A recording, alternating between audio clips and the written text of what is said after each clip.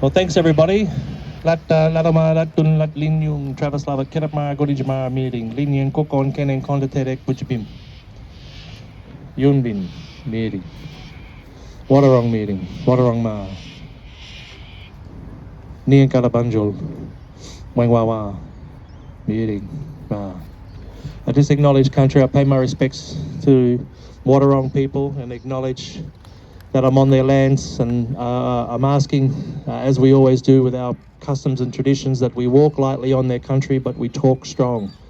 And we talk strong for country, and we talk strong for the people. And I think everyone turning up today is a testament of walking lightly, but also talking strong in a physical sense as well. And I think that's incredibly important to our people.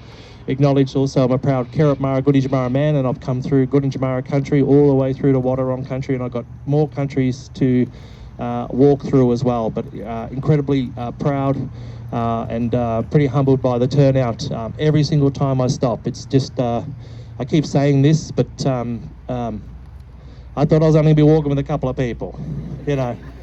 And yeah, but we've had, you know, some amazing truths being shared, and it just further reminds the importance of truth telling. We've done a power of work over the last 4 years, but having the ability to walk beside people and talk and listen, you know, first is our culture is to listen before we talk. And I think that's something that I've really been deeply reflecting on as, you know, in the rain, hail and the sunshine. And today we've been blessed with some sunshine. Yeah, because Gundich made me work through those last 4 or 5 days because it was raining bad. Me and Renata walking through that, it was terrible actually.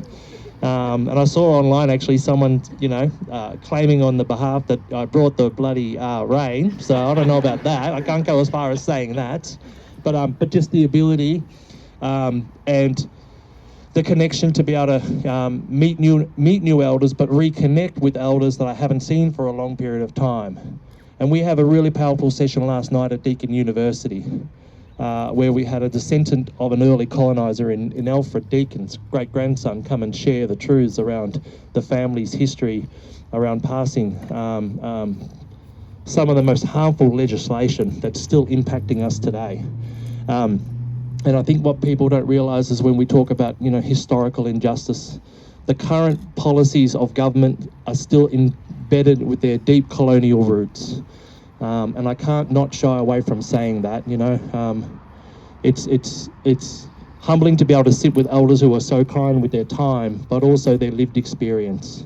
And for them to keep turning up and showing up and walking out the front. And it'll be a testament today, because even me and these long emu legs can struggle to keep up with the elders when they're walking on their country as well. So again, you just get to see the mob walking up front, really strong and really powerful, and that's what inspires you. And people say, how do you dig deep when the hard times?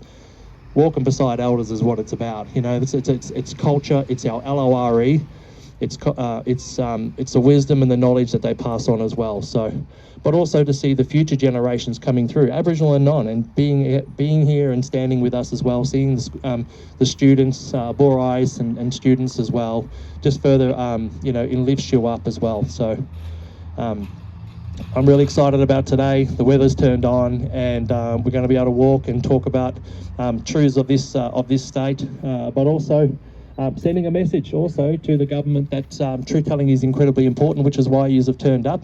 And I'm really excited to be able to be a part of this process, to be able to hand over message sticks that are actually in my pocket. I try to bring them out from time to time, but they're on me all the time as well, because we're carrying on culture and traditions here. You know, some of these practices haven't been done for a couple of 100 years because of forced policies, forced assimilation policies, the ability for the government to also try to wipe us out. And these are just facts. This is not how I feel or how our people feel.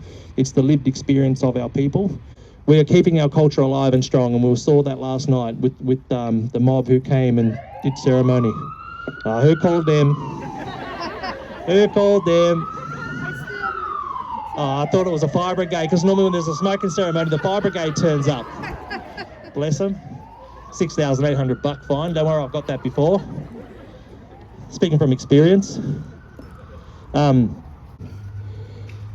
receive message from Wadawurrung mob from Uncle Albie.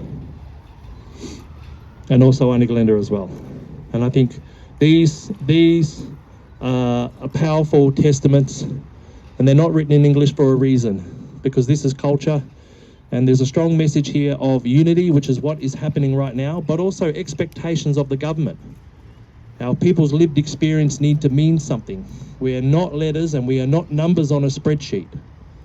This is people's lives we're dealing with and that they're dealing with every day. And we have expectations, just like everybody here, that the government will implement the recommendations. We've received more than 10,000 documents from the state government, and we've turned our people's lived experience alongside the government documents, the policies, the frameworks, and the strategies as well, into recommendations for change and transformation. So we're calling on them to crack on and deliver on those recommendations as well. But I will be handing these over alongside the TOs who will be invited to Parliament to give these to the Premier directly. I'm just a mechanism to carry these messages through country, but really important that we make sure that we keep culture alive, culture strong, and that's the basis of who we are, you know, and it shouldn't have to be hidden. It shouldn't have to be hidden, our culture. We want everyone to be proud of the oldest continuous living culture in the world as ours. And that's what this is about as well. It's about sharing, showcasing how deadly and amazing our people are, and the contributions, not just the traumas that our people have been through, which are significant and many, but the strength, the resistance. This is a form of resistance, keeping it alive. But the contributions and the leadership that our people have seen. I've walked through many different countries and I've seen a lot of monuments dedicated to white men, not women, but white men. Not our people. I've seen one that recognises our people.